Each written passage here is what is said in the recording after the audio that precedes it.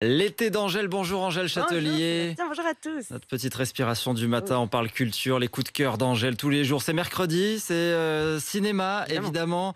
Vous êtes allé voir pour nous le blockbuster de l'été qui Oui, sort ce aujourd'hui. blockbuster, il s'appelle Bullet Train. Vous avez sûrement vu des affiches un peu partout où l'on voit notamment Brad Pitt, l'un des personnages principaux. Alors Bullet Train, c'est un film réalisé par David Leitch, un thriller aussi haletant qu'absurde qui se passe dans un TGV entre Tokyo et Kyoto. Je suis prêt. Ah, mais c'est super coccinelle. Coccinelle? C'est ton nouveau nom de code. Oh, ok, je vois. Les coccinelles sont censées avoir de la chance. Tu n'as pas la poisse. Tu crois? Ma poisse est légendaire. Même quand je veux tuer personne, il y a des morts. Tu te souviens du groom suicidaire?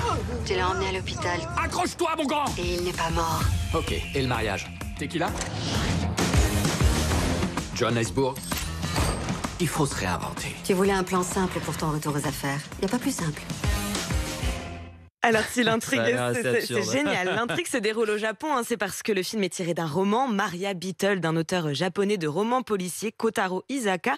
Brad Pitt, lui, il incarne un assassin un peu gauche, un peu maladroit, voire un peu crétin, pour reprendre ses propres mots. Dans ce train, il va littéralement tout vivre. C'est quoi? C'est un mélange de comédie et de suspense? C'est ça, un film à l'allure un peu d'un Tarantino dans la violence, mais aussi des plus grandes comédies américaines dans l'humour. Vous passerez littéralement 2 heures à vous demander si tous les passagers du train sont de mèche ou bien s'ils vont s'entretuer. Surtout si chacun d'entre eux va réussir sa quête. Plus globalement, Bullet Train est une vraie réflexion sur le destin, sur le karma. Je peux vous assurer que vous passerez un bon moment. Ah, c'est le bon plan du jour. Hein. Si Ouais. vous n'avez pas la mer pour vous rafraîchir, vous avez toujours le cinéma pour aller se mettre au frais aujourd'hui. Si on ne veut pas voir Bullet Train, qu'est-ce qu'on peut aller voir aussi, Angèle? Alors si vous êtes plutôt du genre romantique comme moi, j'ai ce qu'il vous faut, Amant super héroïque, un film du réalisateur italien Paolo Genovese qui s'interroge sur l'amour, le couple, ses contradictions et ses joies, et puis qui pose une question à travers l'histoire de nos deux personnages, Anna et Marco. Quel super pouvoir faut-il s'aimer faut-il pour pouvoir s'aimer toute une vie? C'est une question très philosophique. Vous avez 4 heures, si tant est que cela soit possible. Tu t'es jamais dit au moins une fois dans ta vie, lance-toi sans vraiment réfléchir et avoir ce sentiment de panique. liberté, Anna. La longévité de nos couples. Bien dit. T'as quasiment arrêté de parler. Peut-être que ça arrive parce qu'on se dit plus la vérité.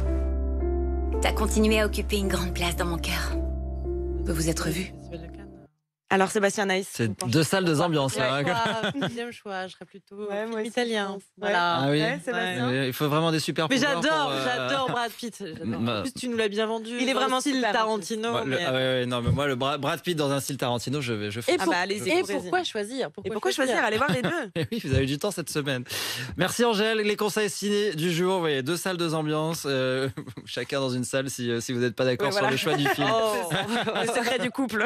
C'est peut-être l'un des Sympa secrets. l'ambiance à la maison chez Sébastien.